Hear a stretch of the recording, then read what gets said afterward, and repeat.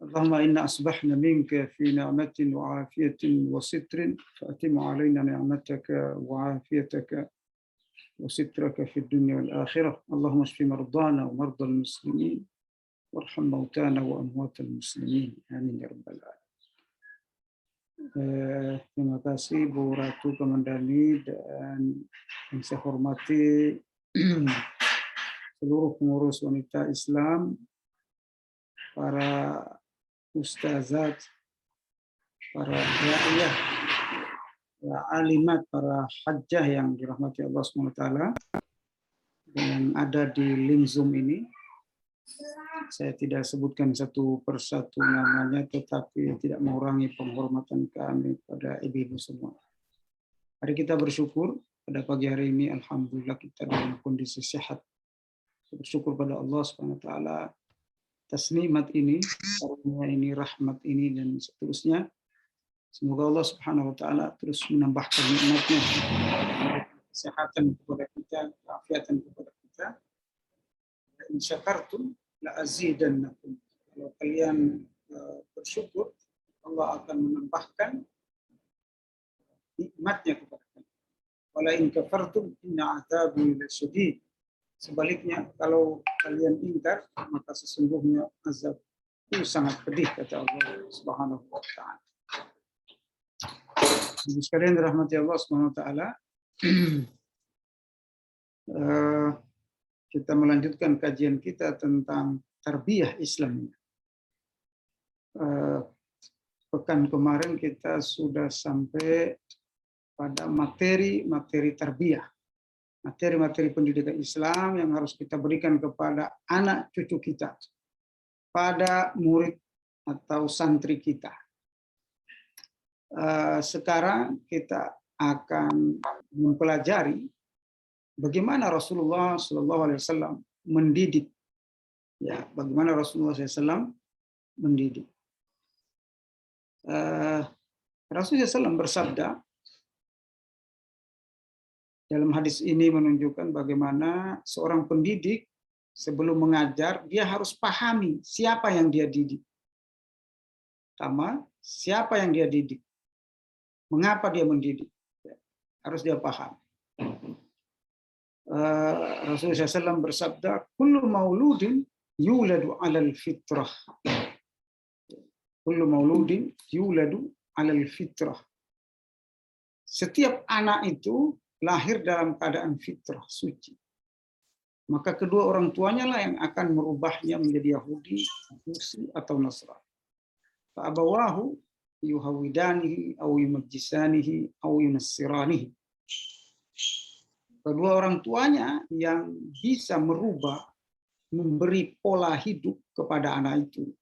Apakah dia berubah menjadi Yahudi, Nasrani, Majusi, pola hidup orang Barat atau orang Islam, kedua orang tuanya.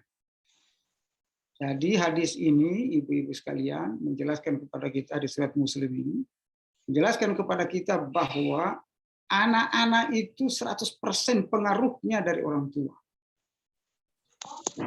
Dia akan baik atau sebaliknya atau rusak tergantung orang tuanya. Makanya di pengadilan akhirat nanti yang pertama ditanya tentang kedurhakaan anak itu orang tuanya. Kenapa dia durhaka? Itu karena penyebabnya itu orang tuanya. Suatu ketika ada seorang bapak datang kepada Umar bin Khattab ketika Umar bin Khattab menjadi khalifah. Orang tua ini bertanya, "Wahai Amirul Mukminin, anakku telah durhaka kepada. Dia tidak pernah mendengar lagi ucapan. Bagaimana menghukum anakku ya wahai Amirul Mukminin? Dia telah durhaka kepada aku." Lalu Umar bin Khattab memerintahkan sahabat lain untuk memanggil anak bapak ini. Saya bukan jadi tidur. Panggil anak. Ketika dipanggil, Umar bin Khattab bertanya kepada anak ini, wahai anak, kenapa engkau durhaka kepada orang tua? Apa jawab anak ini? Mengagetkan semua orang. Anak ini justru balik bertanya lagi. Apa kewajiban orang tua kepada anak, wahai Amirul Mukminin? Kata Amirul Mukminin minimal 3. Yang pertama, memberinya nafkah. Yang kedua, mengajarkannya Al-Quran. Yang ketiga, memperbaiki akhlaknya, mendidiknya maksudnya. Apa kata anak ini? Tiga-tiganya aku tidak dapat, mohon maaf. Yang ketiga itu mencarikan, yang pertama itu sebenarnya mencarikan istri, mencarikan ibu yang baik. Mencarikan ibu yang baik. Yang kedua, menafkahinya. Yang ketiga, mendidiknya. 3. Jadi kata Umar, kewajiban orang tua mencarikan ibu yang baik, yang solehah. Yang kedua, memberinya nafkah, menafkahi anaknya. Gitu. Yang ketiga, mendidiknya. Ya, memasukkan ke sekolah dan seterusnya. Apa jawab anak ini? 3-tiganya yang engkau sebutkan itu, wahai Umar, wahai Amirul Mukminin, tidak ada. Tidak diberikan oleh orang tua saya kepada saya. Saya dicarikan ibu yang tidak jelas. Istri saya sekarang, ibu saya nggak tahu kemana. Dalam berarti yang lain, menamakan yang baik, ya, memberi nama yang baik. Lalu nama saya sekarang ini kalau disebut orang, semua orang tertawa. Jadi orang tuanya ternyata mengasih nama anaknya itu buruk sekali. Yang ketiga, dia tidak menyekolahkan aku. Jadi orang tua saya tidak mendidik saya, tidak menyekolahkan saya. Tetapi saya ditugaskan untuk memelihara domba-dombanya. Hanya memelihara domba-dombanya. Disuruh kerja saja anaknya. Tidak dididik. Mendengar ini apa kata Umar bin Khattab radhiyallahu anhu, marahnya luar biasa. Kata Umar radhiyallahu anhu, wahai orang tua, sesungguhnya engkau telah durhaka kepada anakmu sebelum anakmu durhaka kepada.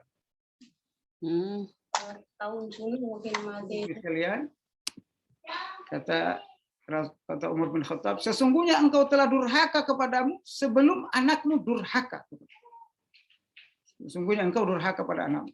Jadi orang tua ternyata bisa durhaka kepada anaknya.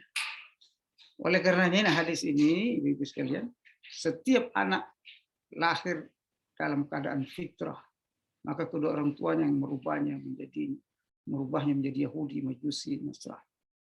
Dia seperti kertas putih. Orang tuanya yang akan merubahnya, mencetaknya, menulisnya menulis apa saja di kertas putih itu. Ini disetujui oleh penelitian modern dalam ilmu psikologi.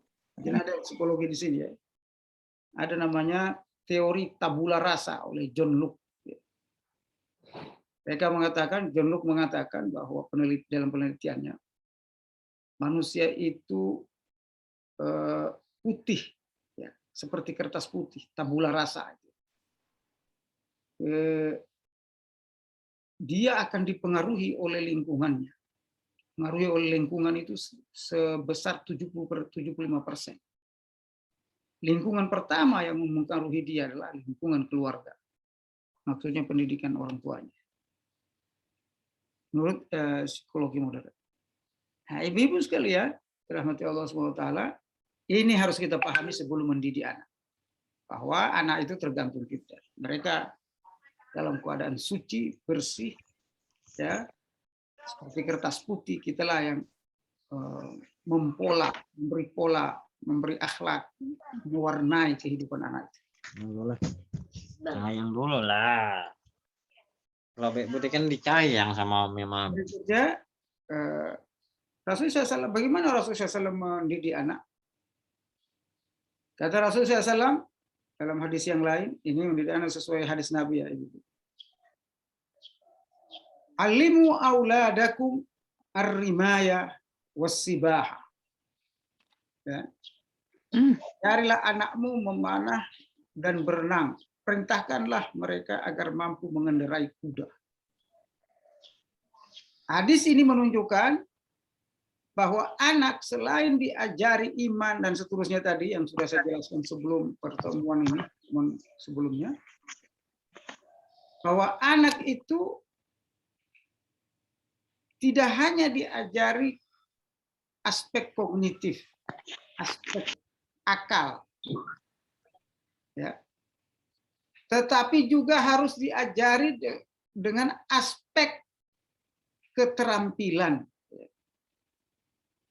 Jadi anak itu tidak hanya pada aspek akal kognitif aja, kayak orang Barat itu yang diajari. Jadi manusia itu, ibu-ibu sekalian, ada 3 potensi yang sudah saya sebutkan pada pertemuan bulan lalu. Potensi pertama akal, potensi yang kedua ruh atau hati, potensi yang ketiga itu fisik atau keterampilan. Nah, Islam mendidik manusia secara sempurna, secara integral. Mendidik akalnya, juga mendidik hatinya juga mendidik keterampilannya. Hadis ini menunjukkan bahwa kita harus mendidik keterampilan anak. Ajarilah anakmu memanah dan berenang, perintahkan mereka agar mampu mengendarai kuda. Kalau zaman sekarang, ajarilah anakmu olahraga sehat, ya, biar fisiknya sehat. Jangan anak-anak itu siang malam lihat HP aja. Akhirnya mudah fisiknya lemah, di kamar terus. Ibu-ibu sekalian, di kamar terus. Akhirnya lemah anaknya. Mudah sakit dan seterusnya. Auzubillah, auzubillah. Juga ajarin anakmu teknologi, ya. Karena zaman kita ini, ya, kalau dulu kan berkuda memanah. Kalau zaman sekarang itu teknologi. Apa itu? Dia harus menguasai komputer, ya ibu-ibu. Dia harus menguasai menulis, calistung, itu membaca, menulis dan menghitung. Itu keterampilan. Maka itu keterampilan. Ini kata Rasulullah Shallallahu Alaihi Wasallam, sesuai dengan zaman kita. Dalam riwayat yang lain disebutkan, ajarilah anakmu sesuai zamannya. Nah, mengajari anak ini sesuai zaman. Sekarang kita masuk zaman milenial, di era global. Anak milenial itu maunya instan, cepat, tidak ribet-ribet. Kedua, anak milenial itu tidak bisa dipisahkan dari teknologi. Yang ketiga, anak milenial itu bergaulnya lebih luas dari kita. Karena dia lihat internet dan seterusnya, ya, temannya luar negeri sampai luar negeri bahkan. Ya. Oleh karenanya kita didik anak kita sesuai dengan zaman. Kalau dia harus terbuka dan seterusnya, maka dia harus dikuatkan akidah dan akhlaknya. Sehingga berteman sama siapapun, dia akan mampu. Anak sekarang itu lebih akrab dengan temannya daripada orang tuanya. Itulah betul ini. Ya. Lebih akrab kepada temannya daripada orang tuanya. Nah, ini berbahaya kalau temannya itu bagus, kalau enggak. Ya, apa yang terjadi sama anak itu? Oleh karenanya di dalam hadis lain Rasulullah SAW bersabda, Al-mar'u ala dini khalilihi. Falyanzur ahadukum ila man yukhalliluhu. Anak-anak itu, kita ini manusia ini biasanya mengikuti agama temannya. Maka hendaklah setiap orang melihat siapa temannya. Setiap orang tua harus melihat siapa teman anaknya. Ya. Makanya para ulama dulu membuat pesantren biar yang dia bergaul dengan orang santri, anak-anaknya orang baik, anak-anaknya orang baik, sehingga mereka tidak terpengaruhi oleh teman yang rusak. Ini sistem kedua pendidikan Rasulullah SAW berdasarkan hadis Nabi, hadis Abu Daud. Jadi anakmu mana berenang, perintahkan mereka mampu mengendarai, maksudnya keterampilan, ya. Komputer dan seterusnya. Anak-anak sekarang kalau nggak bisa komputer nggak bisa kerja. Jadi Nabi juga mengajarkan kita bagaimana mampu memiliki keterampilan untuk bisa bekerja, untuk bisa menguasai dunia. Kalau dulu memanah dan berenang, kenapa memanah? Karena sering berperang. Kalau kita bukan berperang sekarang. Panah kita itu pulpen sekarang. Bukan berarti kita nggak usah ngajarin panah, enggak, tetap sebagai. Cuma ini dikonversi, disesuaikan dengan zaman kita, itu seperti itu sekalian. Mengendarai kuda harus dia mampu, bawa mobil, bawa motor gitu ya, dalam kondisi sekarang ini. Ya, mohon maaf ya, ada sebagian ibu-ibu nggak bisa mengendarai motor, nggak bisa mengendarai mobil, akhirnya setiap saat dijemput oleh suaminya. Ya, akhirnya suaminya jadi tukang jemput. Ya, kalau dia bisa bawa mobil sendiri, kan sesuai syariatnya saat dijemput. Ya, kalau suaminya nggak sibuk, nggak ada masalah sih diantar jemput kalau suaminya. Tapi kalau suaminya juga punya dakwah yang luas gitu, dia punya tugas dakwah yang luar biasa gitu ya, punya mencari nafkah juga capek dan seterusnya, kasihan kalau dia harus bekerja berdakwah dijemput antar jemput. Kenapa? Karena kita harus mampu mengendarai. Anak kita juga begitu, jangan diantar terus, kuliah diantar seterusnya. Mestinya dia bisa pergi sendiri kuliah. Ya. Sehingga dia mandiri, gitu. Tidak bergantung sama orang tua. Ini maksud hadis ini, ibu sekalian. Bagaimana cara Nabi SAW mendidik anak. Yang berikutnya, Rasulullah SAW dalam hadis riwayat Abu Daud dan Hakim, Rasulullah SAW bersabda, perintahkanlah anakmu untuk sholat pada usia 7 tahun dan pukullah bila tidak sholat pada usia 10 tahun dan pisahkanlah tempat tidur mereka. Ini pendidikan ibadah dan akhlak. Ini pendidikan ibadah dan akhlak.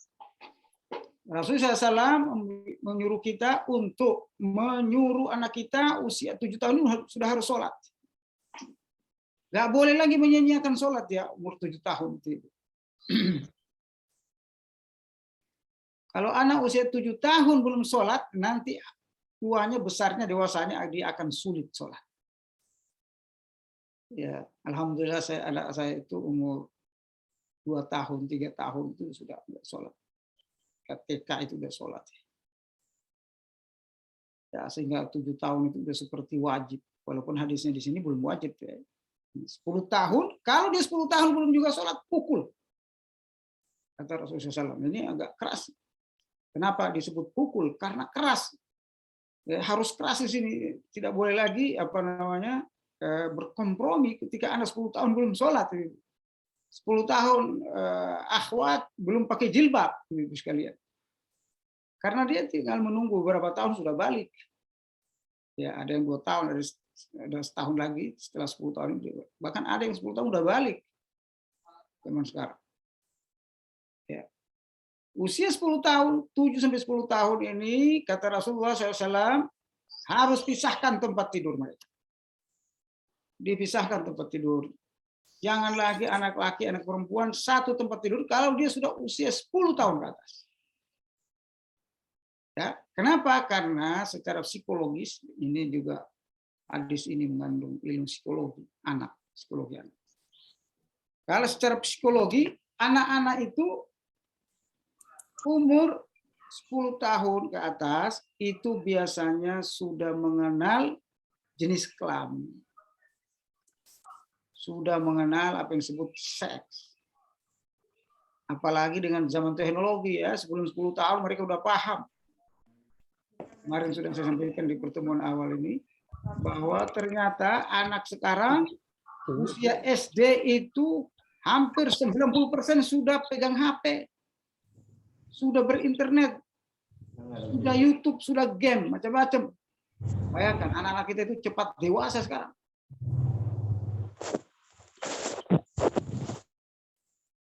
Anak-anak kita itu cepat dewasa, ibu-ibu sekalian. Bayangkan kalau kita tidak imbangi dengan pendidikan, apa yang terjadi? Rusak. Jadi kata Rasul, pisahkanlah tempat tidur mereka ketika usia 10 tahun. Ustadz, kamarnya kecil, kamarnya cuma 1. Ya, dipisahkan kasur. Bahkan tidak boleh lagi tidur sama orang tua kalau 10 tahun. Jangan anak kita ya udah gadis masih tidur sama bapaknya, sama ibunya. Ya, berbahaya ya. Kenapa? Karena anak itu mudah meniru apa yang dia lihat. Secara psikologi gitu. Secara psikologi, ilmu psikologi mengatakan anak-anak itu pada usia-usia ini adalah usia meniru, mengikuti apa yang dilakukan oleh orang tua. Bayangkan kalau yang dia tiru itu yang rusak. Maksiat yang dia tiru. Oleh karenanya dipisahkan tempat itu. Saya pernah tugas dakwah di Kanada. Ada seorang ibu-ibu setelah saya ceramah dia nanya, ya Ustaz, orang Indonesia ya tinggal di Kanada sudah warga negara sana. Saya bilang Ustaz, saya punya kita di sini ini kalau di Kanada ini kan rumah mau mahal itu ya. Kita kamarnya 2 doang. Saya sama suami, ibunya yang nanya. Saya sama suami, terus anak saya laki dan perempuan. Anak saya itu usia 5 tahun, satu, yang satu 7 tahun. 10 tahun. Apakah boleh saya menggabung mereka? Kalau saya gabung cari kamar mana lagi, Ustaz? Kamarnya 2. Saya bilang ibu-ibu ini Masya Allah dia paham agama dan dia bertanya seperti ini. Saya bilang, kalau dia masih di bawah 7 tahun Ibu, nggak apa-apa digabung. Ya, nggak apa-apa digabung. Karena perintahnya di 10 tahun. Anak-anak jadi masih 5 tahun kalau nggak salah anaknya yang kedua itu. Yang pertama itu 7-8 tahun, 10 tahun saya lupa. Apakah saya harus pisahkan Ustaz? Saya bilang kalau usia seperti itu nggak apa-apa nggak dipisahkan. Tapi kalau sudah umur 10 tahun ke atas harus dipisahkan. Apakah kamar yang satu kamar itu diskat atau seperti apa terserah, harus dipisahkan keduanya. Karena anak-anak nggak boleh saling melihat aurat, nggak boleh. Ya. Anak-anak juga walaupun perempuan dalam ajaran Islam, ibu-ibu sekalian, walaupun sesama perempuan tidak boleh mandi satu kamar mandi bareng. Itu dalam Islam diajarkan seperti pisahkan mereka tempat tidur. Tempat mandinya juga nggak boleh satu kamar mandi sekali mandi. Tapi kalau dia masih kecil, umur 7 tahun ke bawah, ya biasanya masih boleh, tidak ada masalah. Ya. Tapi sekalian dirahmati Allah Subhanahu wa taala, yang seperti ini menjadi perhatian pendidikan Islam. Ini nggak ada di pendidikan Barat yang kayak gini-gini. Di pendidikan Barat nggak ada yang kayak gini. Tapi dalam pendidikan Islam semua diatur sehingga anak kita menjadi soleh. Karena apa? Karena dari kecilnya udah dibina. Anak dari usia 7 tahun sampai 10 tahun, pembinaannya udah bagus, pembinaan akhlaknya, pembinaan ibadahnya, pembinaan keterampilannya, pembinaan moralitas dan seterusnya. Kalau sudah dibangun dari usia segini, ini berdasarkan hadis Nabi ini, maka dia akan menjadi anak yang soleh. Ya, jadi anak yang soleh, penurut dan seterusnya. Yang berikutnya, tanggung jawab pendidikan ini, Ibu sekalian, luar biasa besarnya. Kenapa kita harus mendidik anak? Ya, bersusah payah mendidik. Karena kata Rasulullah SAW, Innallaha sa'ilu lirajulin amma star'ahu. Sesungguhnya Allah akan menanyakan kepada setiap orang tentang siapa yang dipeliharanya, yang dididiknya. Anak cucunya itu akan dia bertanggungjawabkan di akhirat. Makanya dalam surat Mumtahanah kalau salah, ya ayyuhalladzina amanu qu anfusakum wa ahlikum nara. Wahai orang-orang beriman, jagalah dirimu dan keluargamu dari api neraka jahanam. Ya, karena mendidik ini bukan cuma hobi mendidik, bukan cuma seni, tetapi dia kewajiban. Bahkan mendidik itu ibadah. Ya, kita ngajar anak kita itu ibadah. Kalau bandel-bandel ya berarti pahalanya lebih banyak. Ya. Kalau nggak ada nurut-nurut semuanya, ya pahalanya juga dikit. Kenapa? Al-ajru bi qadril masyaqqah. Pahala itu berbanding lurus dengan kesulitan yang kita alami. Ya, kalau kita mendidik anak sulit, itu pahalanya berarti lebih besar. Jadi jangan anak saya kok nggak seperti anak orang sih ya, bandel. Jangan. Ibu lagi dikasih pahala banyak oleh Allah. Ibu lagi dikasih peluang jihad oleh Allah SWT. Ya, kenapa? Karena ini nih, Allah nanyain. Allah menitipkan anak kepada kita untuk dididik dan sebagai ibadah mendidiknya itu. Masya Allah, itulah Islam luar biasa.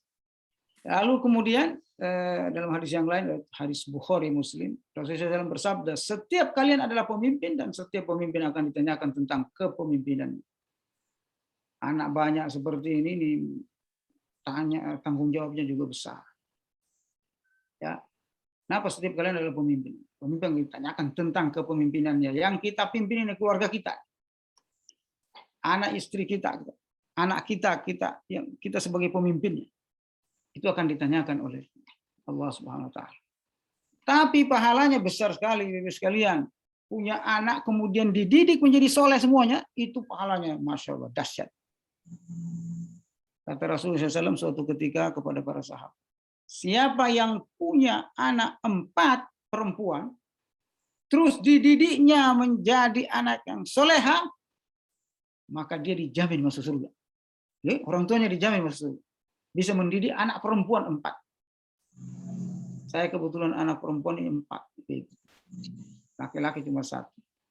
Lalu datang seorang sahabat kepada Rasulullah. Ya Rasulullah, aku cuma 3. Apakah masuk surga juga? Ya, kata Rasulullah. Juga masuk surga. Siapa yang mendidik anaknya 3 menjadi soleh, perempuan, soleha semua, maka dia masuk surga.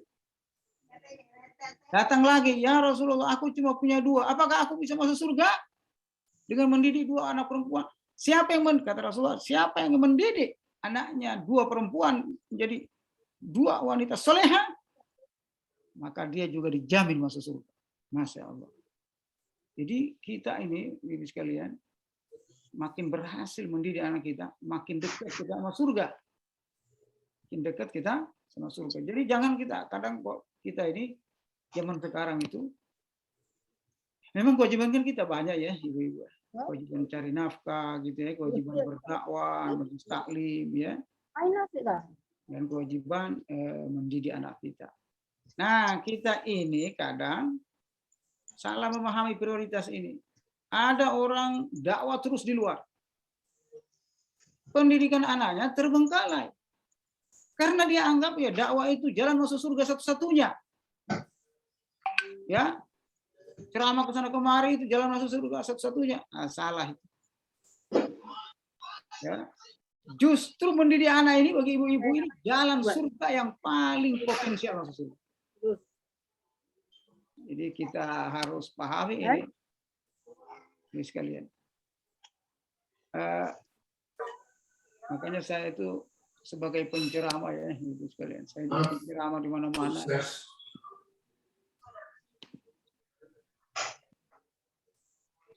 Sebagai penceramah di mana-mana aja. Punya anak 5. Nah, saya itu habis ceramah pasti saya tanyakan uminya. Bagaimana anak hari ini? Sudah hafal berapa halaman hari ini? Qurannya, pelajaran dan seterusnya.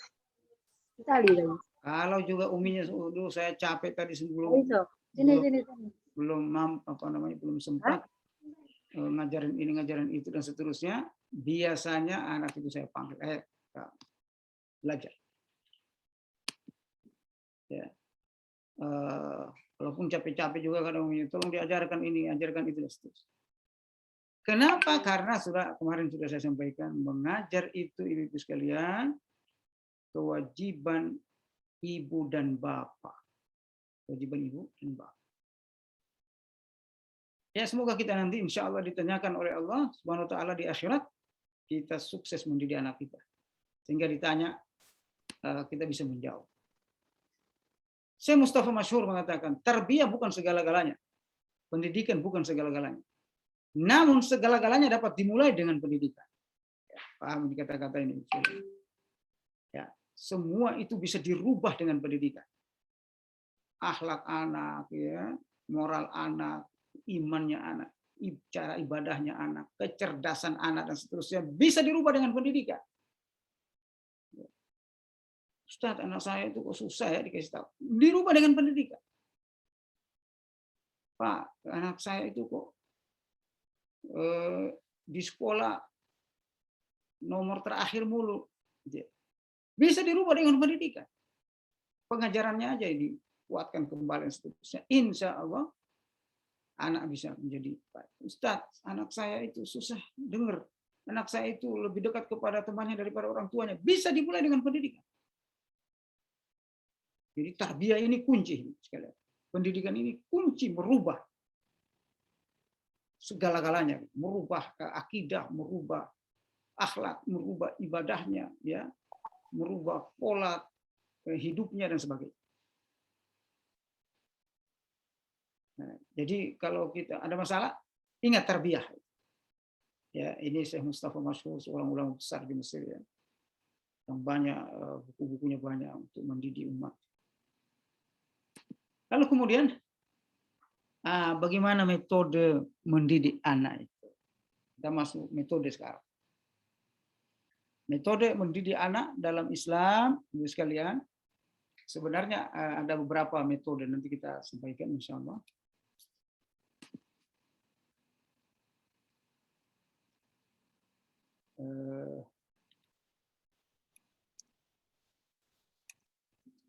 Nah, di sini ini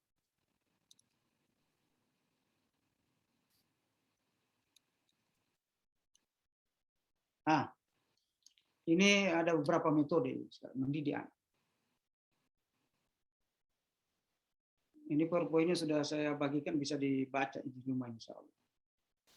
Metode efektif Al-Quran, ini metode dalam Al-Quran ya Ibu, metode Al-Quran dan hadis ini. Bukan metode orang Barat. Ya, kita lihat karena ini kita membahas pendidikan Islam. Metode pertama yang selalu dipakai oleh para sahabat salafus saleh mendidik anaknya itu pakai hikmah. Apa itu hikmah? Hikmah itu di seorang guru, seorang ibu, seorang tua, orang tua menjelaskan sesuatu kepada anak. Anakku, sholat itu pahalanya seperti ini. Nah, itu namanya hikmah. Ya, hikmah. Islam itu begini dan seterusnya. Mengenalkan Islam, mengenalkan syariat Allah, mengenalkan akidah, itu namanya hikmah. Mengenalkan hadis, mengenalkan Quran, itu namanya hikmah. Apa perbedaannya dengan mau'izah hasanah? Kalau mau'izah hasanah itu meluruskan akhlaknya, jadi harus dinasehati. Kamu nggak boleh begini, nah itu nggak benar. Itu namanya mau'izah. Kalau hikmah tadi menyampaikan, mengenalkan Islam. Islam itu begini, sholat itu begini. Kalau kamu sholat akan dapat. Itu namanya hikmah. Ya. Walaupun hikmah ini berbeda pendapat para ulama. Ibnu Abbas mengatakan hikmah itu adalah semua ilmu selain Al-Quran dan hadis namanya hikmah.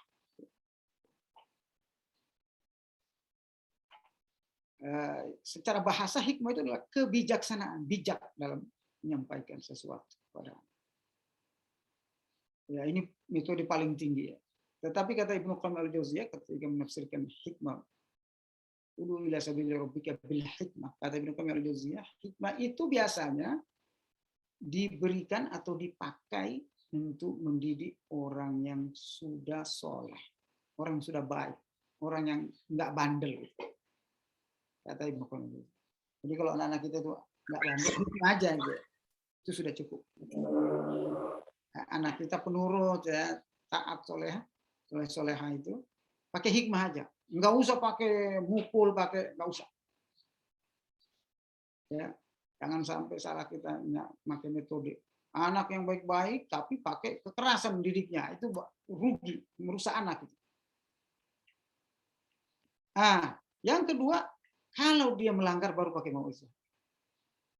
Jadi bimbingan, konseling. Ya, wahai anak, itu tidak benar. Kalau kamu lakukan itu, mau izin. Mau'izah hasanah. Ud'u ila sabil rabbika bil hikmati wal mau'izatil hasanah.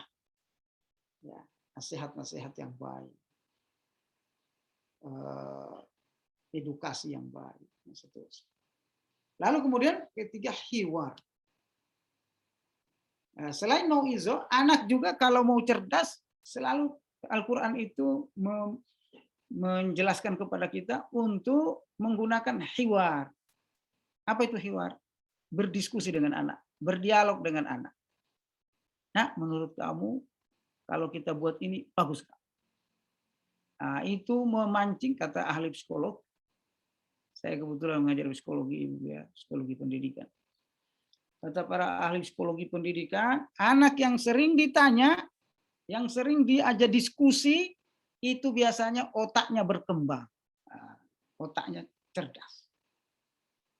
Jadi jangan otoriter itu mendidik. Pokoknya kamu dengar saya aja. Nah, itu mematikan kreativitas dan mematikan kognitif anak. Ya, pemahaman anak terhadap sesuatu. Nah, ini namanya hiwar. Hiwar Qur'ani. Makanya Allah Subhanahu wa taala hampir setiap ayat, setiap surat dalam Al-Qur'an, 114 surat itu selalu menggunakan metode hiwar Qur'ani.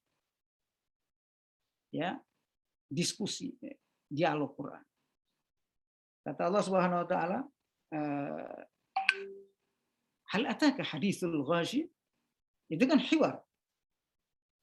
Pernah nggak datang kepadamu tentang al-ghasyiyah? Ya Allah nanya kita. Ngapain Allah nanya kita? Memang kita bisa jawab. Tapi Allah sengaja begitu untuk hiwar Qur'ani, ngajak ngobrol kita gitu, biar kita sadar. Ya, makanya Nabi Ibrahim alaihissalam ketika membebani anaknya dengan perintah yang maha dahsyat gitu ya. Apa itu? Disembelih. Apa kata Nabi Ibrahim? Ya bunayya, inni ara fil manami anni azbahuka fanzur madza tara. Wahai anakku, aku melihat dalam mimpi bahwa aku diperintah oleh Allah untuk menyembelihmu. Bagaimana pendapatmu, Nak? Hiwar Quran. Jadi Nabi Ismail itu enggak ujuk-ujuk langsung bisa jawab. Bisa, siap wahai ayahanda. Enggak. Itu karena sudah dididik dengan hikmah, mau'izah, hiwar gitu ya, dari awal udah dididik beliau itu. Nabi Ibrahim sudah lama mendidik dia. Sehingga apa kata jawaban Nabi Ismail? Ya abati, wahai ayahandaku tercinta. Panggilannya juga indah banget ya, abati, bukan ya abi. Dalam bahasa Arab itu kalau bertambah hurufnya bertambah maknanya. Kalau abi ya maknanya ayahku. Kalau ya abati, ayahku yang tercinta dan yang paling aku hormati. Ini yang pakai abati. Ya abati, if'al ma tu'mar, satajiduni insyaallah minas sabir. Wahai ayahandaku, lakukan apa yang engkau diperintahkan kepadamu. Dan insya Allah aku menjadi orang yang sabar menghadapi. Ini hasil anak yang dididik dengan Islam. Langsung nerima taat, ya nggak ngejawab. Kalau sekarang anak-anak sekarang kan banyak ngejawab. Kenapa Abi? Kenapa Pak? Kenapa harus ini? Nah, anak-anak kalau sudah banyak ngejawab, hati-hati. Anak-anak kalau sudah ngejawab 2-3 kali sama kita, hati-hati. Apalagi usianya masih 7 tahun, 8 tahun, 9 tahun, 10 tahun, hati-hati. Itu biasanya pintu untuk dia menjadi bandel, auzubillah, untuk tidak taat kepada orang tuanya. Bukan otoriter, memang untuk usia-usia begitu itu harus seperti itu, harus taat total. Karena dalam proses pendidikan dia, proses pengajaran, proses pembentukan akidah akhlaknya. Kalau dia udah ngejawab banyak, hati-hati. Kalau ngejawab sekali 2 kali nggak ada masalah, berarti dia otaknya jalan. Tapi kalau sudah ngejawab berkali-kali, hati-hati. Jangan dibiarkan. Harus segera diilaj. Segera dilakukan mau'izah hasanah gitu ya anak. Kalau kamu bapak ibu suruh jangan ngejawab banyak banget, nanti kamu akan durhaka. Ya, wala taqul lahuma uffin wala tanharhuma. Jangan katakan ah kepada orang tua itu sudah durhaka. Dan jangan menghardik keduanya. Jadi kalau ngebantah itu sudah masuk kata ufin. Ngebantah itu ya. Ngejawab terus ngejawab, hati-hati. Jangan dianggap remeh itu kalau sudah ngejawab, sering ngejawab anak-anak. Ya, udah jelas masih ngejawab juga. Ya. Kadang kita anggap itu biasa. Padahal itu luar biasa. Bahaya. Hiwar Qur'ani. Lalu kemudian ada metode qasas Qur'ani. Ya, metode kisah. Ini metode-metodenya Ibu-ibu sekalian. Sebenarnya belum sampai ke sini kita, tetapi ini menyinggung tadi masalah metode yang disampaikan oleh Rasulullah SAW. Kita akan jawab, kita akan bahas secara detail nanti pada pertemuan berikutnya. Rasulullah SAW, Ibu sekalian, ya, ini karena penting ini. Kata Allah Subhanahu wa taala, mendidik anak itu harus dengan kasih sayang, dengan cinta. Nggak boleh dengan kebencian mendidik anak. Kapan kita benci anak, berubah akhlak anak. Tapi harus cinta. Begitu juga suami sama istrinya begitu ya. Kalau dia didik istrinya itu dengan cinta, istrinya pasti penuh cinta. Betul nggak ibu-ibu? Pasti ibu-ibu itu menjawab iya. Tapi kalau sudah dididik dengan kebencian, kekerasan, dan seterusnya, dia akan benci dan keras juga. Nah, begitulah dengan anak. Ya, kalau kita nggak mau suami didik kita dengan keras, ya kita juga jangan mendidik anak dengan keras. Dengan kebencian, tetapi dengan cinta. Makanya kata Allah, "Fabima rahmatin minallahi linta lahum, walau kunta faddan ghalizal qalbi lanfaddu min hawlik." Ini ayatnya berubah karena laptopnya. Dibaca dari kiri. Ini produk Amerika ini nggak kenal kanan, nggak kenal kirinya doang. Rahmatin minallahi linta lahum walau kunta faddan ghalizal qalbi lanfaddu min hawlik fa'fu anhum wastaghfir lahum wasyawirhum fil amr. Disebabkan rahmat dari Allah, kamu berlaku lemah lembut terhadap mereka, terhadap anak-anak kita. Lemah lembut. Nah, sayang, gitu ya. Jangan kayak anak yang dipanggil oleh Umar tadi. Aku dikasih nama seperti nama hewan, sehingga orang itu ketawa kalau dengar namaku. Tidak. Kita juga ngasih nama ini kadang macam-macam ya, Ibu zaman sekarang. Kasih nama-nama artis. Hati-hati, Bu. Nanti mau anak kita akhlaknya seperti artis. Ya, dikasih nama panjang-panjang. Gilang Gumilang, Retno Hartono, dan sebagainya, macam-macam kita kasih nama. Kasih nama anak yang baik-baik. Ya, Aisyah, Khadijah, Abdullah, Abdurrahman, dan seterusnya, Muhammad. Cukup. Abdurrahman, Muhammad, dan seterusnya ya. Enak itu dengarnya juga, memanggilnya juga bagus. Kalau sudah panjang sekali, ada nama anak dipanggil Tony, ya. Tony.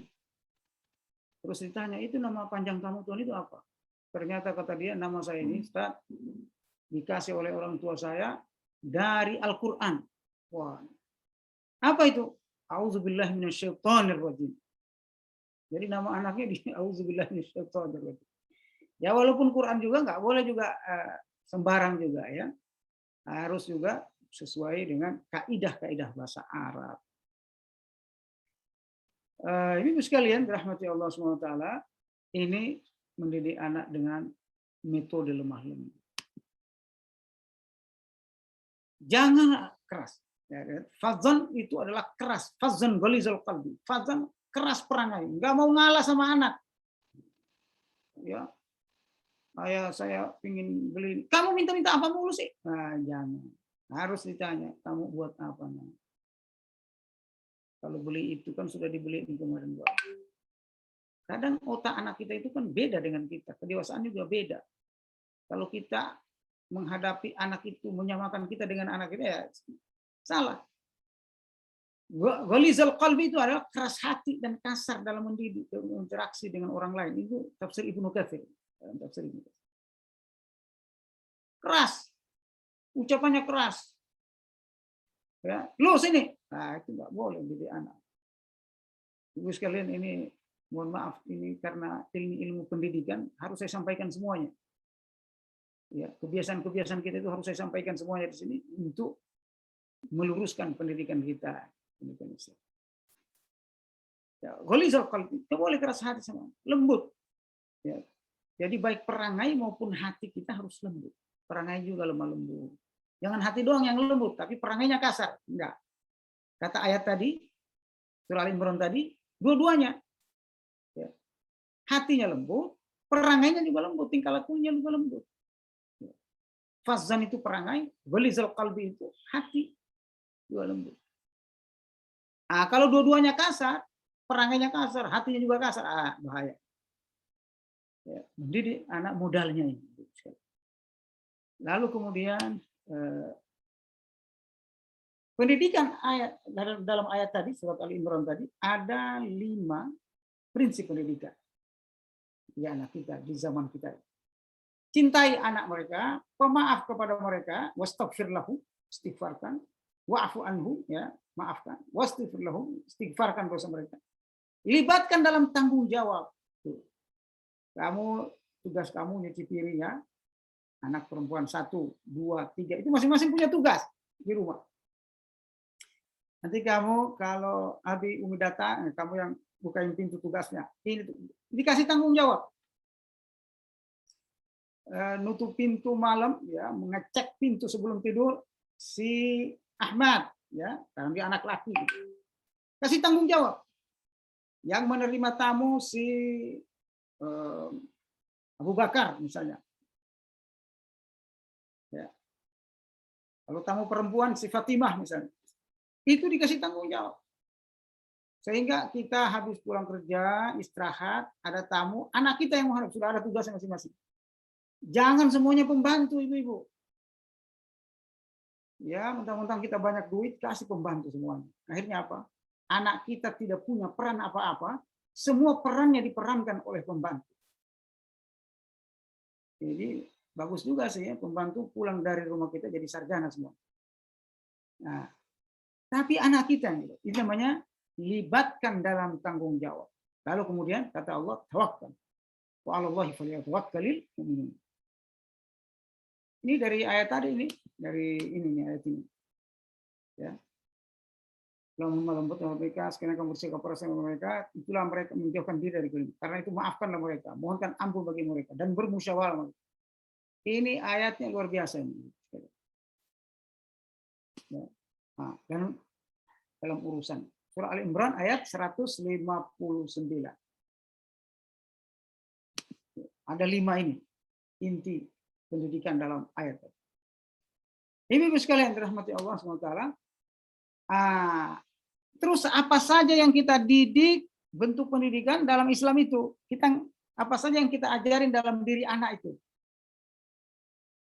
Menurut Abdullah Nasi Ulwan, ini saya kutip dari Abdullah Nasi Ulwan, bukunya yang sangat terkenal namanya Tarbiyatul Aulad fil Islam. Ini tahun 90-an sangat terkenal ini buku. Jadi kado pernikahan orang ya, umat Islam waktu itu banyak, ramai sekali buku ini. Kata beliau, Abdul Nasir Ulwan ini seorang penulis yang sangat terkenal dalam pendidikan Islam. Kata beliau, mendidik anak pertama kali yang dididik adalah pendidikan keimanan. Ya. Di rumah dan seterusnya itu pendidikan keimanan. Atau kita ini punya sekolah, SD, SMP, TK. Yang pertama itu harus ada pendidikan pendidikan keimanannya itu. Ya. Makanya Nabi Ibrahim sebelum jadi nabi, yang dia proses itu akidah. Nabi Muhammad SAW ketika diutus yang pertama kali didakwakan itu akidah. Ya. Tidak ada Tuhan selain Allah. Itu dulu yang didakwahkan. Umirtu an uqatilan nas hatta yashhadu an la ilaha illallah wa anna muhammadar rasulullah. Maksudnya akidah, keimanan. Pertama kita di. Baru akhlak, sopan santun ya. Jangan langsung matematika, tapi akhlak. Jangan langsung bahasa Inggris, gitu ya. Juga akhlak itu, keimanan. Baru pendidikan fisik, kesehatan, bagaimana dia makan yang sehat ya. Jangan jajan mulu, ini susah nih.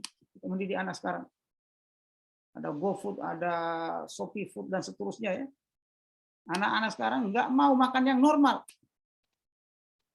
Ya. Maunya makan jajan, boba dan sebagainya, nggak makan sehat. Makanan-makanan orang asing masuk semua di Indonesia, sehingga mengganggu fisik anak kita. Masih kecil udah mah, masih kecil udah bronkitis, karena makannya macam-macam, nggak sehat. Ini juga masuk dalam pendidikan Islam.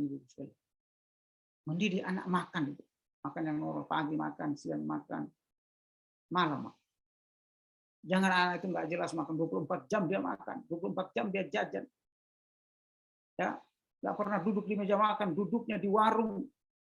Astagfirullahaladzim. Itu berhati-hati kita. Harus dididik dia secara fisik ini, khususnya makanan. Makanan ini syarat utama untuk sehat fisik. Ya. Pendidikan fisik, dia olahraga dan seterusnya. Diajak olahraga, diajak lari-lari itu anak. Jangan suami istri doang yang lari-lari, tapi anaknya juga diajak, olahraga. Lalu kemudian pendidikan akal, kata Abdullah Nasrullah. Kognitifnya, akalnya tadi sudah kita jelaskan. Pendidikan jiwa, ruhaninya. Pendidikan sosial, bagaimana berinteraksi dengan orang, bersilaturahim dengan keluarga, silaturahim dengan sepupu, adik dan seterusnya, ya, bersilaturahim dengan tetangga, mertuanya dan seterusnya, harus di sosial. Lalu kemudian pendidikan seks. Pendidikan seks ini bukan berarti melihat maksiat, ya, ini sekarang diajarkan dia bahwa perempuan itu begini, ya, ada haidnya, ada ini yang seterusnya, ya, ya dia harus pakai perempuan kalau pakaiannya itu beda, laki-laki itu pakaiannya beda. Ini namanya pendidikan seks. Jangan anak-anak sudah haid kita nggak didik dia. Bagaimana menangani haidnya dan seterusnya. Nauzubillah. Kalau orang tuanya nggak ada, saya suka sedih itu. Anaknya di pesantren haid, orang tuanya nggak bisa didik dia. Harus bisa kita, ibunya yang menjelaskan ini semuanya. Bagaimana dia harus mandi junub, bagaimana dia ya menangani softteknya dan seterusnya, harus dididik. Karena anak-anak itu dia belum punya pengalaman apa-apa. Kita lah orang tua yang mendidik. Ini namanya pendidikan seks sekalian. Bagaimana dia berinteraksi dengan lawan jenisnya. Jangan ketemu laki-laki langsung salaman gitu ya. Itu pendidikan seks namanya. Ketemu laki-laki, nah perempuan begini caranya, nggak boleh ya. Saling berpandangan, saling berteman, pegang tangan sama teman laki, nggak boleh, nah ya, jaga jarak ya. Ya, bukan cuma dengan COVID aja jaga jarak, tapi jaga jarak antar lawan jenis. Karena bukan muhrim dan seterusnya. Itu namanya pendidikan seks. Ini ibu sekalian dirahmati Allah. Nah, pendidikan keimanan ini cara seperti ini. Nanti kita akan bahas pada pertemuan berikutnya insya Allah. Saya khawatir kepanjangan ya ibu-ibu. Kalau ini pendek, nanti kita panjangkan di tanya jawab. Saya kira cukup sampai di sini ibu sekalian. Semoga pendidikan Islam yang harus kita lakukan dalam kehidupan kita sehari-hari bisa bermanfaat insya Allah. Billahi taufiq wal hidayah. Assalamualaikum warahmatullahi wabarakatuh. Waalaikumsalam. Baik. Waalaikumsalam warahmatullahi wabarakatuh. Baik, terima kasih atas paparan materinya yang telah diberikan oleh Ustadz Khairan. Masih ada waktu beberapa menit bagi ibu-ibu yang ingin bertanya atau ada yang ingin didiskusikan ke Ustadz.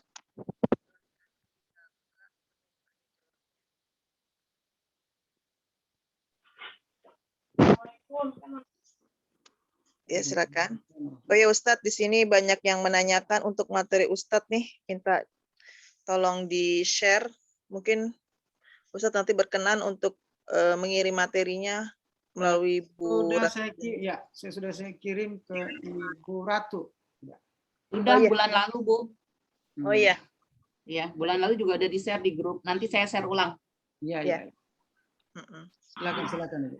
Silakan ibu-ibu yang ingin bertanya tentang materi pendidikan anak yang diajarkan oleh Rasulullah.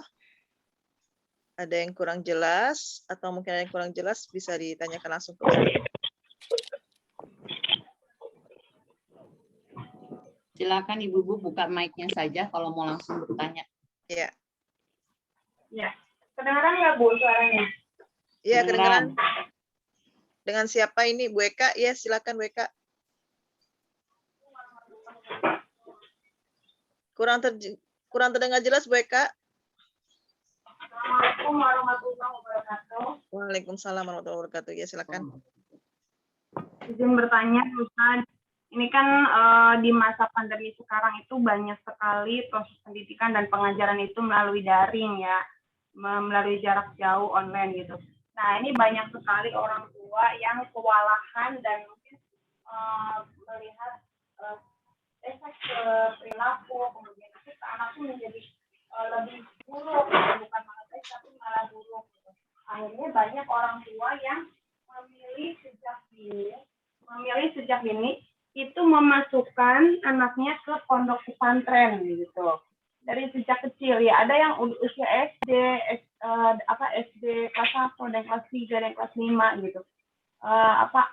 Ini menurut dianggapnya daripada di rumah diomelin terus, dimarahin terus gitu kan, karena daringnya repot, tugas-tugasnya juga nggak bisa dibilangin, nggak bisa pendidikannya sangat tidak terkontrol. Kayaknya lebih baik dititipkan di pondok pesantren, mereka belajar mandiri, mereka belajar hafalan, mereka belajar mengaji, begitu Ustaz. Nah ini pandangan Ustaz terkait dengan ini bagaimana? Apakah dipesantrenkan sejak dini, sejak usia SD gitu, itu apakah baik atau bagaimana? Terima kasih Pak Ustaz. Assalamualaikum warahmatullahi wabarakatuh. Waalaikumsalam.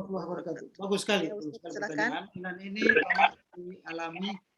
Saya langsung ya Ibu ya jawab. Ya, silakan langsung dijawab Ustaz ya. Ini banyak dialami memang oleh para ibu di masa pandemi. Bagus sekali pertanyaan. Pertama Ibu Eka, bahwa dalam Islam itu pendidikan itu kewajiban orang tua, bapak dan ibu, bukan kewajiban guru. Mendidik anak kita yang kita lahirkan itu, nasabnya ikut kita itu kewajiban kita, bukan kewajiban guru. Kewajiban bapak ibu, bukan kewajiban ibu guru, bapak ibu gurunya. Oleh karenanya kita yang bertanggung jawab. Jangan kita udah nggak mau repot, serahkan kepada orang lain. Itu berbahaya. Sama dengan kita melepas amanah yang Allah berikan kepada kita. Itu yang pertama. Yang kedua, memasukkan anak di pesantren usia SD itu kurang bagus. Saya kebetulan S1 saya, S2 saya, S3 saya itu pendidikan. Saya punya pesantren. Tapi saya nggak suka anak saya itu usia SD masuk pesantren. Usia SD, TK, SD itu harus anak itu bersama orang tua di rumah. Ya, nilai-nilai kasih sayang ya itu tidak didapatkan di pesantren, Ibu. Nilai-nilai kasih sayang bapak dan ibu itu di rumah tidak didapatkan oleh anak kita di pesantren. Sementara itu wajib didapatkan oleh anak. Sehingga anak itu nanti mendoakan kita, kama rabbayani shaghira, sebagaimana mereka menyayangi aku dan mendidik aku waktu kecil. Nah, kalau orang lain udah mendidik, gimana doa ini nyambung?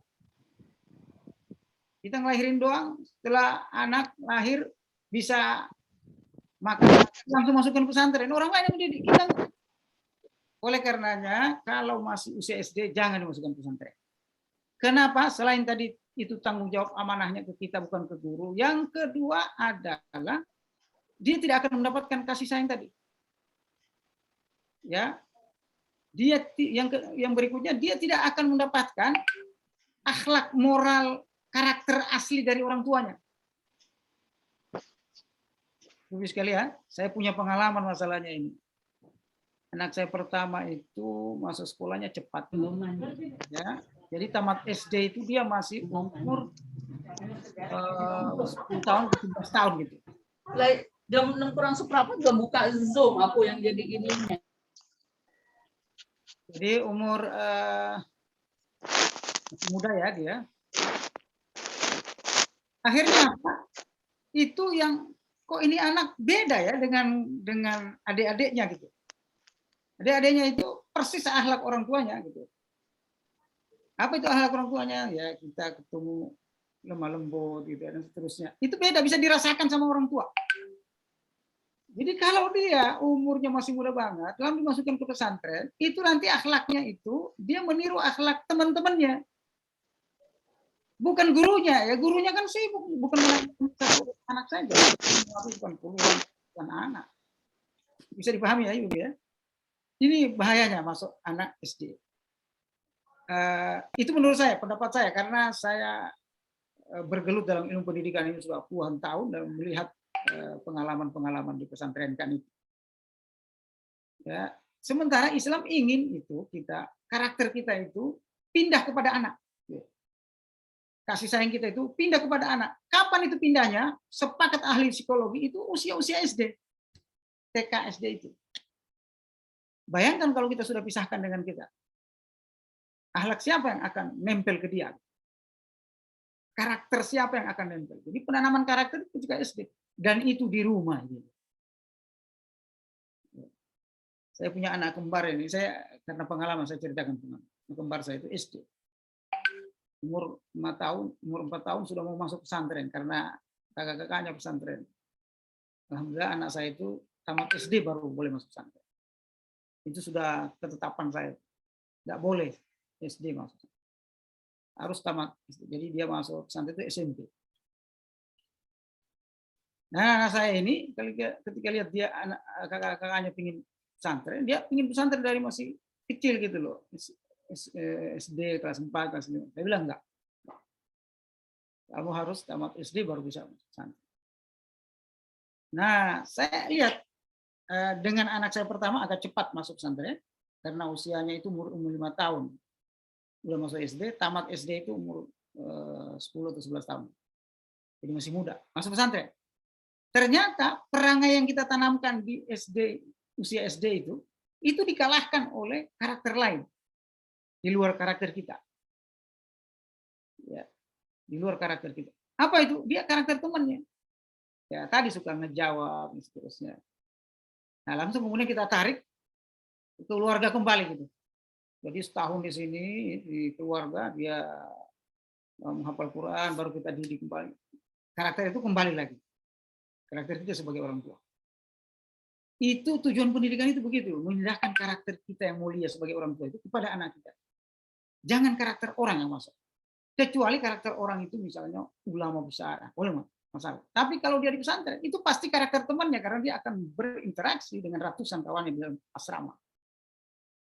Yang punya anak di pesantren pasti paham.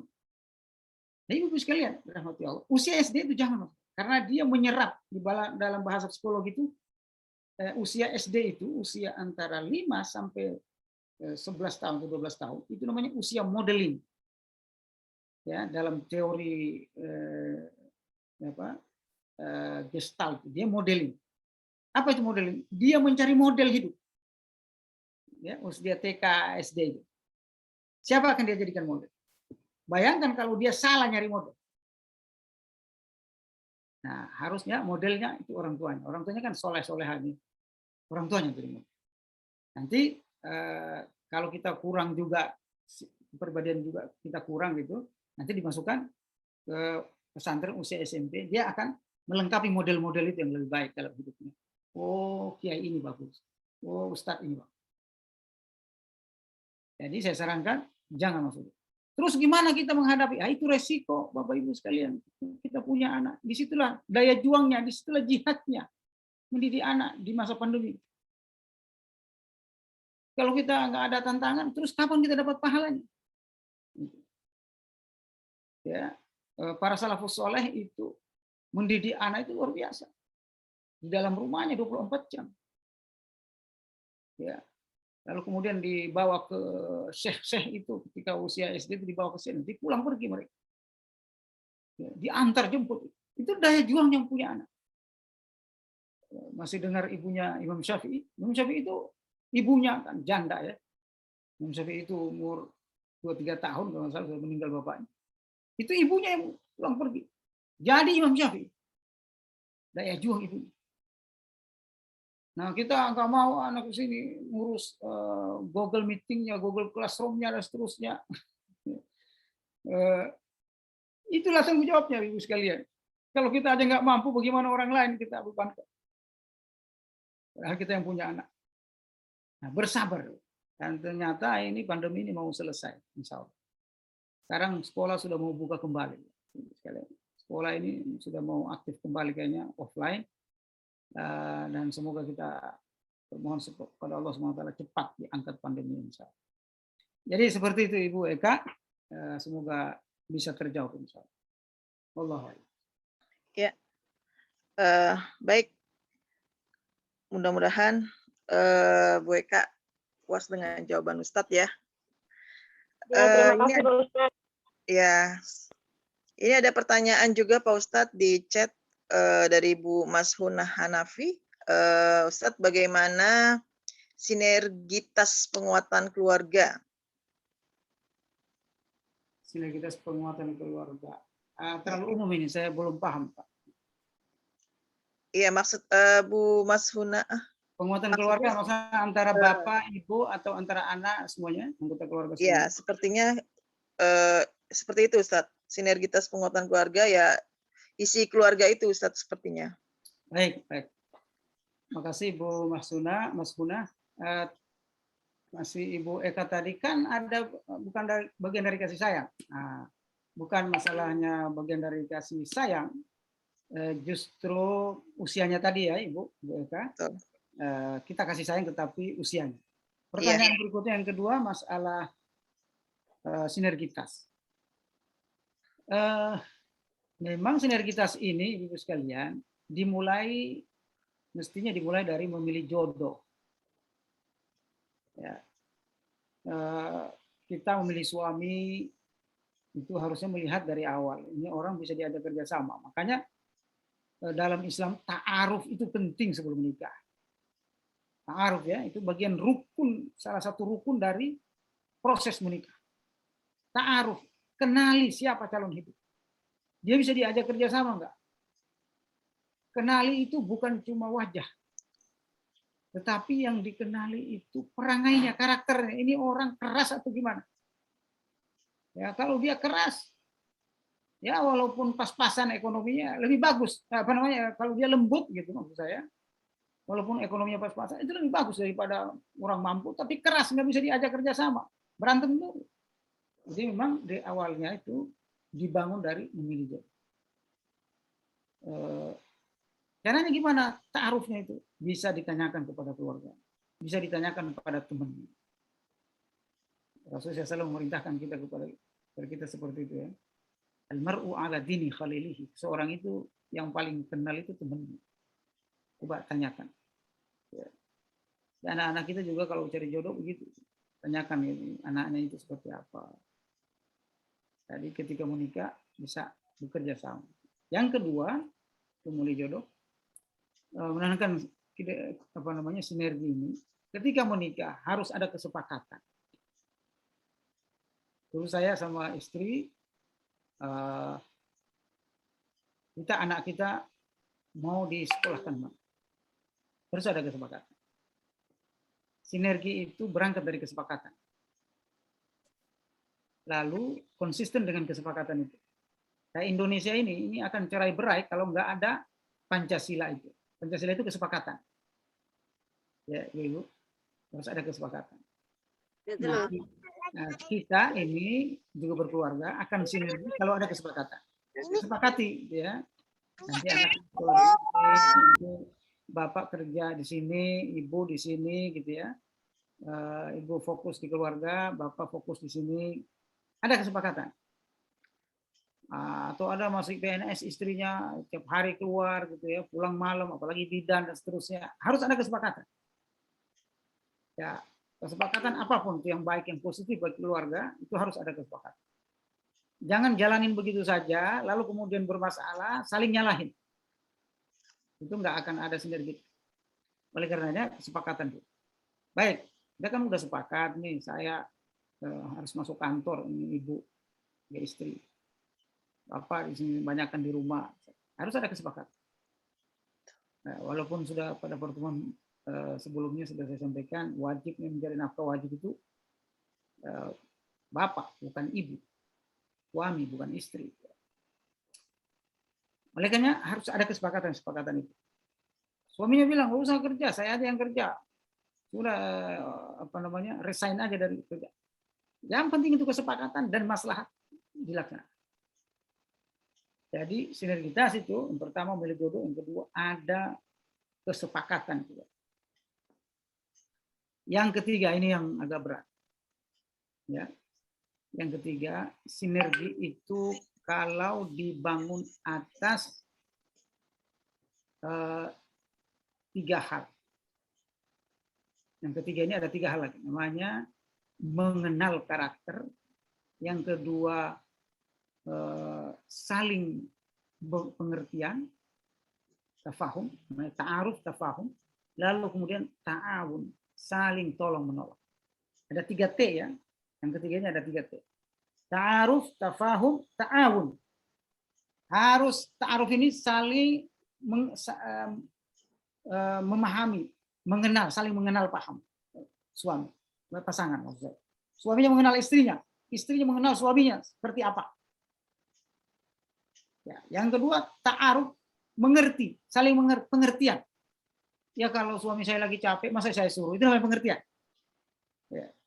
Kalau istri saya lagi capek, masa saya maksain, itu pengertian. Ya, beda ta'aruf, beda tafahum. Sekalian, ya. Yang satu itu mengenal, yang satu saling pengertian, yang kedua yang saling pengertian. Yang ketiga ta'awun, saling menolong, saling meringankan beban. Kalau istri saya lagi hamil, ya saya suami yang masak gitu. Namanya ta'awun. Ya, kalau suami saya lagi sakit parah dan seterusnya, ya saya harus nyari nafkah. Itu ta'awun. Kalau ini dibangun, 3T ini dibangun, insya Allah melahirkan sinergitas dalam keluarga. Yang keempat, Ibu, berdoa kepada Allah untuk dikaruniai keluarga, sakinah, mawaddah, warahmah. Rabbana hab lana min azwajina, dzurriyyatina qurrata a'yun waj'alna imama. Berdoa kepada Allah. Semoga dijadikan keluarga yang harmonis, keluarga yang selalu bersinergi, keluarga yang selalu sakinah mawaddah warahmah. Wallahu a'lam bishawab. Terima kasih. Ya, baik. Assalamualaikum, Ustaz. Ya, silakan. Masih boleh? Bu Adiwani dari Aceh. Iya, satu pertanyaan lagi ya, Bu Adiwani, silahkan. Baik, makasih. Karena Assalamualaikum warahmatullahi wabarakatuh. Waalaikumsalam. Ustaz, terima kasih atas ilmu yang sangat berharga di pagi ini. Buat kami yang tua-tua ini refleksi kembali ya, mengenang kembali apa yang telah kami lakukan.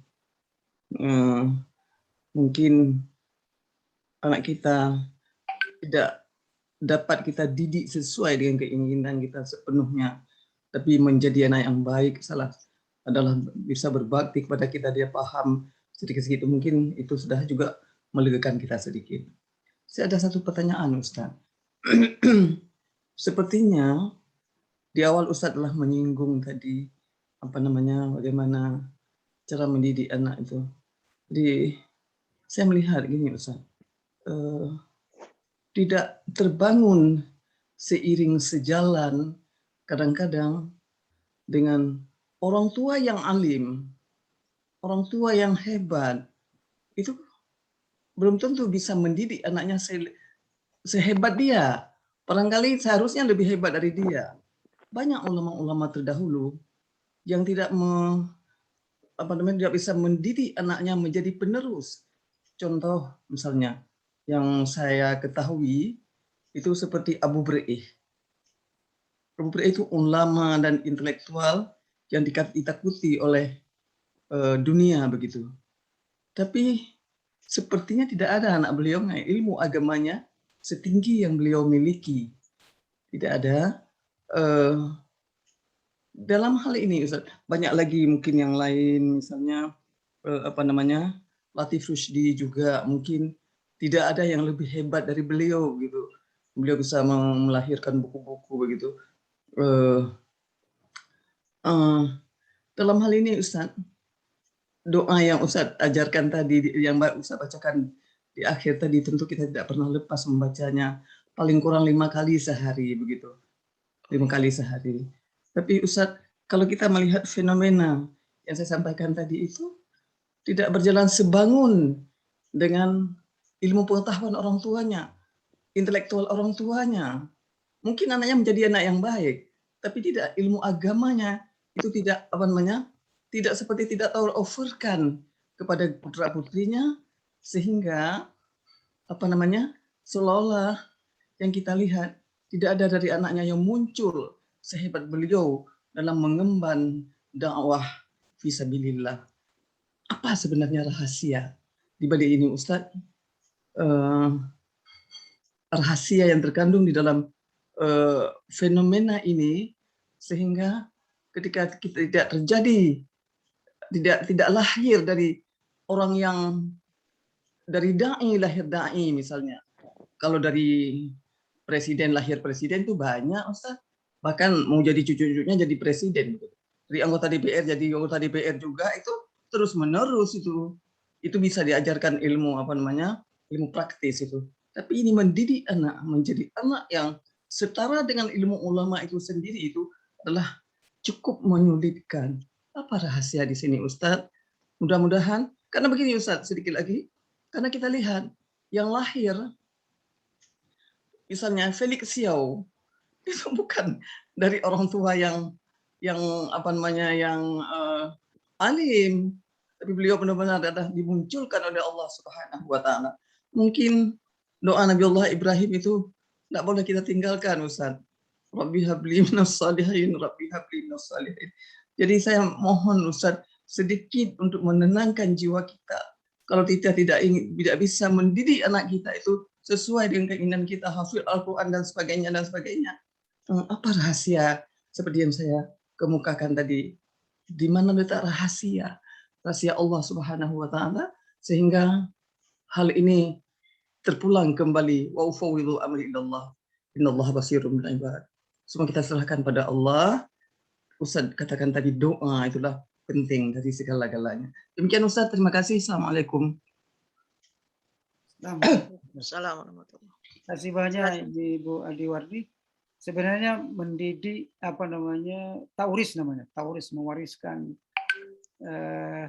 ilmu keimanan dan seterusnya itu kepada anak itu ada tiga rahasia ini sekalian. Walaupun sebenarnya iman dan ilmu itu nggak bisa diwarisi, tapi dia dibina. Makanya materi kita pendidikan Islam itu bicaranya di sini, mendidik, melahirkan anak, bahkan lebih hebat dari kita. Yang pertama, kenapa tidak nyambung gitu ya dengan anaknya? Bapaknya pejuang hebat, tapi anaknya enggak. Pertama itu masalah giroh. Girohnya yang berbeda. Giroh ini dari bahasa Arab sudah jadi istilah kita. Giroh itu kecemburuan terhadap agama, pembelaan kepada semangat dia membela agama itu berbeda. Orang dulu itu semangatnya dahsyat membela agama. Anak-anak kita ini dipengaruhi oleh teknologi dan seterusnya, semangat itu menurun. Nah, semangat inilah yang membuat orang itu menjadi ulama, pejuang atau tidak. Ya. Kalau dia semangatnya itu sama dengan orang tuanya, insya Allah bisa jadi seperti orang tua. Yang kedua, rahasia yang kedua, mujahadahnya. Jadi satu giroh, yang kedua mujahadah. Mujahadah itu daya juang. Daya juang, menderita, dan seterusnya. Ya, kenapa para pejuang dulu itu hebat? Kenapa? Karena dia menderita. Hidup prihatin, hidup dengan perjuangan. Nah, dia tidak akan sama dengan orang tuanya kalau dia hidup dalam kemewahan. Hidup dalam kemewahan. Dia di sekolah pakai mobil, ya nggak bisa. Dulu kita jalan kaki puluhan kilo untuk sekolah gitu. Nyeker, nggak pakai sendal, nggak pakai sepatu. Hanya untuk mendapatkan ilmu. Beda itu pasti jadi ulama besar. Ya, rela puasa gitu ya untuk menghemat uang sekolah. Terus sekarang kan uang sekolah yang dikasih sekian, dia belanjakan semua, nggak dibayarkan uang sekolah. Ini namanya mujahadah. Oleh karenanya dua ini harus dikenal. Nah, yang ketiga itu takdir. Yang ketiga itu takdir ya. Rahasia itu takdir. Allah mentakdirkan seseorang menjadi ulama atau tidak itu memang Allah takdirnya Allah. Nah, bahkan anaknya Nabi pun tidak bisa mewariskan anaknya menjadi Nabi. Nabi Nuh, gitu ya. Nabi Lut dan seterusnya, Nabi siapa lagi? Banyak nabi yang tidak bisa mewariskan kenabiannya kepada anak. Ya, kalau Nabi Ibrahim ya, Ishak dan seterusnya, alhamdulillah, makanya disebut Abul Anbiya. Tapi yang lain nggak bisa. Ya, Nabi Nuh yang menentang anaknya sendiri. Ya. Nabi Lut yang menentang istrinya sendiri. Nah, tetapi ada juga nabi yang melahirkan keturunannya. Nah, itu namanya takdir. Ada yang yahdi Indonesia. Astagfirullah, Bu. Bisa makan sendiri. Insya Allah memberi petunjuk kepada siapa yang dikehendaki. Wallahu a'lam bishawab. Kemudian Ibu Adi Warman. Makasih Ustaz. Alhamdulillah. Ya. Baik, Berarti sudah. kita sudah hampir mau menyelesaikan kajian ini. 7 menit lagi ya mungkin Ustadz ya, menuju jam 8 insya Allah. Gimana nih, masih ada yang mau bertanya nih Ustadz nih? Ada Donat dedek sendiri. ada berapa orang lagi nih yang mau bertanya Ustadz? Silakan. Ada Bu Evi. Ya, Silakan Bu Evi ya. terima kasih Bu. Assalamualaikum warahmatullahi wabarakatuh. Waalaikumsalam warahmatullahi wabarakatuh. Ya, Ustaz, saya Evi dari Ciputat. Ini tadi kan Ustaz sudah menjelaskan anak yang sering sebentar sambil ngasuh. Anak yang sering menjawab pertanyaan itu harus hati-hati, harus segera diilaj karena itu pintu kedurhakaan. Ini kebetulan saya punya anak 2, yang satu 5 tahun, yang satu 7 tahun. Terus sejauh ini sih kami menanggapi nggak pernah menganggap bahwa itu bantahan sih, cuman pertanyaan-pertanyaan yang semakin dijawab semakin dalam gitu mereka bertanya atau bicara gitu. Itu bagaimana ya Ustadz membedakan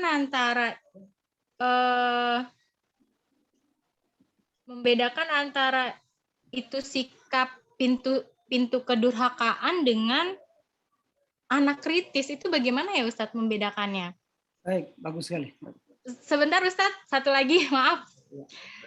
Terus yang kedua ini tentang pendidikan jiwa. Tadi kan Ustadz sudah menjelaskan yang pertama kali harus diajarkan kepada anak itu kan pendidikan keimanan, pendidikan akhlak, akal, jiwa, sosial, dan pendidikan seks. Itu menerapkan pendidikan jiwa itu seperti apa ya Ustadz contohnya? Baik.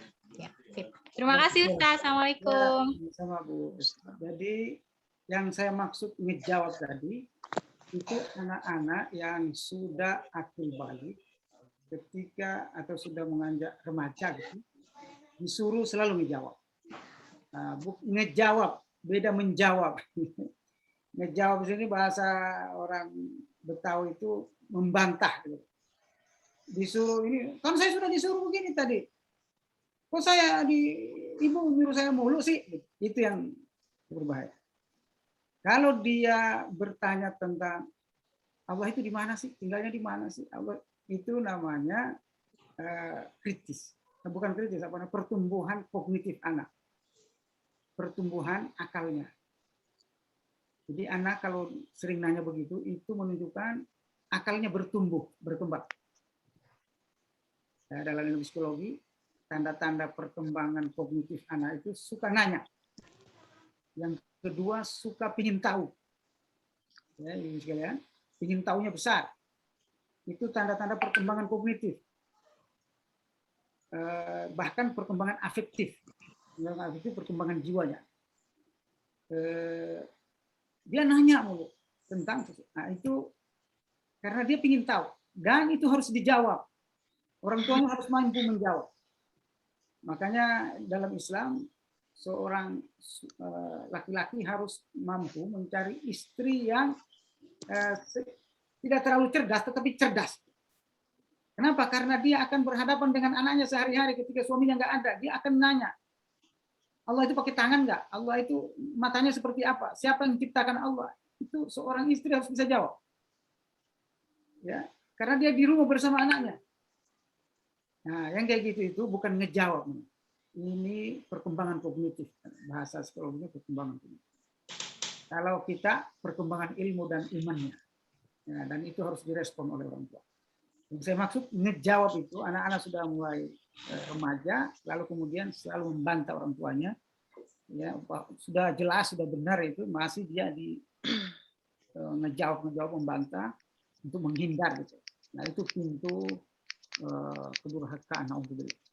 Sehingga harus diluruskan segera. Kamu jangan sering menjawab, nak. Kamu harus, ya, bapak, ibu lebih tahu tentang kamu daripada kamu. Ya, bukan berarti kita tidak bersifat otoriter kepada anak, tidak. Tetapi kita meluruskan sikap. Jadi harus diluruskan segera. Kalau yang kayak gitu tadi menjawab dan membantah. Nah, kalau yang kasus ini disebutkan itu perkembangan kognitif, perkembangan iman dan spiritualnya gitu, keilmuan. Lalu yang kedua, pertanyaan kedua, apa tadi Bu saya? Pendidikan jiwa, Ustadz. Pendidikan jiwa, iya. Pendidikan jiwa di sini maksudnya pendidikan spiritual atau pendidikan ruhiyah. Pendidikan ruhiyah. Biasanya pendidikan ruhiyah ini terkait dengan dua hal, keimanan dan ibadah. Masalah ibadah. Masalah pendidikan keimanan kita sudah jelaskan. Pendidikan ibadah. Harus kita tanamkan kepada anak bahwa ibadah itu adalah bentuk komunikasi dia dengan Tuhan, dengan Allah. Jadi jangan kita ngajarin ibadah itu hanya sekedar kewajiban gitu. Makanya lahirlah anak-anak zaman sekarang semuanya yang penting sudah sholat, tapi dia tidak berkomunikasi dengan Allah. Ya, jadi mendidik jiwanya pertama kali difahamkan fungsi ibadah itu apa. Ya, fungsi ibadah itu komunikasi dia dengan Allah. Fungsi zikir itu adalah komunikasi dia dengan Allah. Jadi, nah, kamu kalau sudah sholat, berarti kamu lagi ngobrol sama Allah. Jangan ingat yang lain, gitu. Jangan ngobrol sama yang lain, jangan nengok yang lain, karena kamu lagi bersama Allah. Ucapan-ucapan itu masuk ke hati anak. Pendidikan jiwa, hatinya, spiritualitasnya itu dididik. Ini dari awal dia udah paham bahwa sholat itu komunikasi dengan Allah. Jangan udah tua baru tak paham. Ini para tabi'in, kisah para tabi'in, kalau saya ceritakan mungkin nggak cukup waktu. Para tabi'in itu selalu mendidik anaknya, mendidik jiwa anaknya seperti itu. Ada seorang tabi'in berkata begini, disuruh hafal itu. Disuruh hafal, apa itu hafal? Allahu ma'i, Allah bersamaku. Allahu naziri, Allah melihatku. Allahu nasiri, Allah menolongku. Itu dihafal masih sebelum SD ya. TK itu dihafal itu. Allah bersamaku. Dia hafal seterusnya, lalu kemudian dia masukkan ke otaknya ketika dia SD. Itu anaknya itu rata-rata mereka menjadi ulama besar lagi. Karena mendarah daging itu bahwa Allah melihat dia, sehingga dia tidak berani bermaksiat, tidak berani ninggalin sholat. Ini namanya pendidikan jiwa itu ya. Ini betul-betul pendekatannya sangat khusus kepada anak kita, spesial pendidikan anak, pendidikan jiwa, penting sekali. Nanti kita akan jelasin sebenarnya pada pertemuan berikutnya. Di slide itu ada penjelasan pendidikan jiwa itu seperti apa. Ada di slide-nya. Kalau nggak salah slide 30 lebih nanti bisa dilihat. Ya, seperti apa pendidikan jiwa. Nah, terkait dengan masalah ibadah, betul-betul kita anak itu ibadah sebagai fungsinya adalah komunikasi dia dengan. Nah, kamu seperti anak saya perempuan kuliah di Turki yang pertama. Bukan tinggal dengan temannya situ enggak. Kita juga sekarang ke Turki. Jauh sekali. Nah, kamu kalau sakit sholat 2 rakaat. Atau sholat tahajud. Dan sholat tahajud itu kau minta sembuh aja dari Allah. Sembuhkan saya Allah. Karena Umi Abi jauh dari kamu. Itu pendidikan jiwa, kejiwaan spiritual itu sekali. Kalau kamu dapat masalah, segera sujud aja sama Allah. Atau baca Quran. Kalau kamu agak susah jawab soal dan sebagainya, coba baca Quran. Insya Allah mudah. Yang kayak gitu-gitu ini spiritual ma'ani atau nilai-nilai spiritual seperti ini diajarkan pada anak. Ya, jangan hanya sesuatu yang kognitif aja ya. Pendidikan Barat itu kenapa menjadi sekuler? Karena fokusnya kognitif dan psikomotorik. Ya, pengetahuan dan keterampilan doang. Jiwanya nggak dididik, makanya mereka jadi sekuler, jadi ateis gitu ya. Nah, kita itu harus seimbang. Ya, 100% akal, 100% jiwa, 100% keterampilan fisiknya. Itulah pendidikan Islam. Disebut dengan tarbiyah asyamilah, pendidikan yang komprehensif. Wallahu a'lam bishawab. Saya kira begitu Ibu. Terima kasih. Terima kasih Ustaz.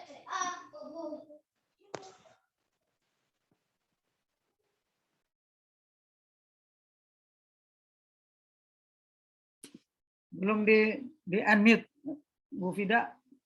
Ya. Baik, terima kasih Bu Evi atas pertanyaannya. Dengan tadi pertanyaan dari Bu Evi, maka karena keterbatasan waktu kami mohon maaf. Kajian pagi ini kita akhiri, nanti akan ditutup doa oleh Ustadz, karena setelah ini masih ada lagi acara, yaitu kita akan ada Zoom untuk wakaf ya.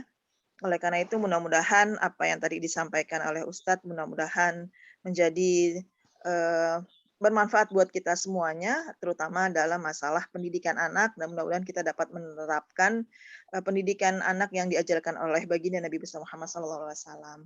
Dan mudah-mudahan ibu-ibu tetap semangat terus untuk belajar, karena memang mendidik itu belajar itu maddal hayah, sepanjang hidup kita tidak ada hentinya. Dan mudah-mudahan Ustadz nanti bisa kembali bersama dengan kita, dan di pertemuan berikutnya bisa ibu-ibu bertanya kembali. Baik, mungkin akan ditutup dengan Ustadz dengan pembacaan doa. Kami persilahkan.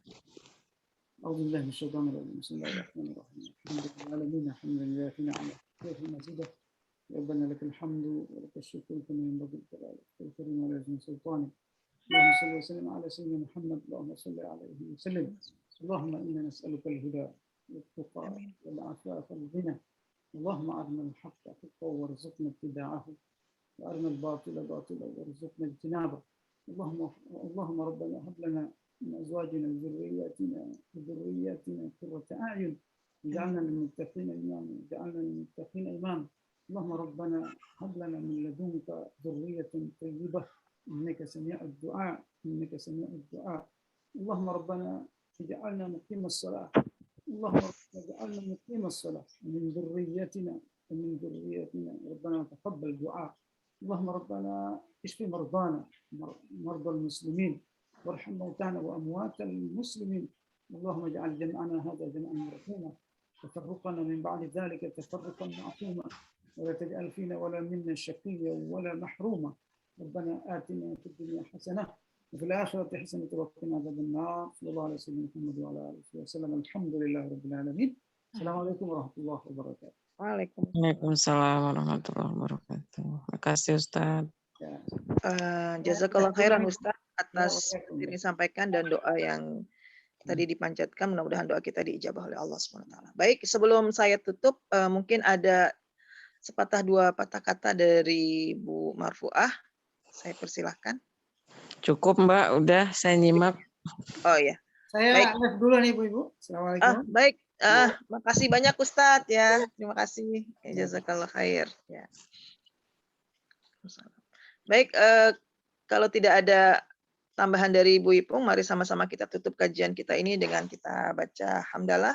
Alhamdulillahirabbil alamin. Astagfirullahaladzim. Kita tutup dengan doa kafatul majlis. Sebelumnya saya mohon maaf. Mohon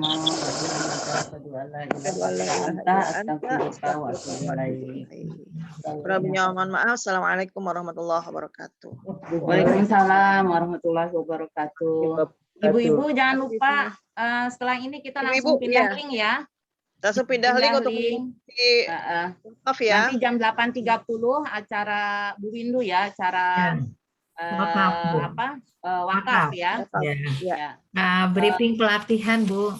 Oh, briefing pelatihan. Ya, briefing pelatihan dasar wakaf untuk kita melanjutkan ke ujian tanggal 12 gitu. Oh, ada ujian Bu Windu. Ya, tanggal 12-nya ini mengingatkan kembali sedikit kok ujian, artinya ini cuma mengingatkan kembali saja kita sebagai wakaf fresher, sebagai bunda-bunda wakaf, untuk bunda-bunda wakaf semuanya. WK jangan lupa.